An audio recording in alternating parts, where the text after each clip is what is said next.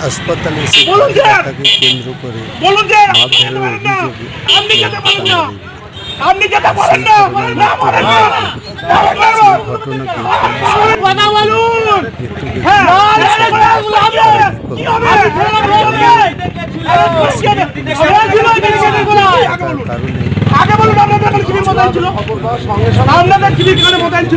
প্রত্যেকটা হসপিটালে ক্লিনিক আছে, আপনাদের এখানে হসপিটালে ক্লিনিক আছে হাকি না।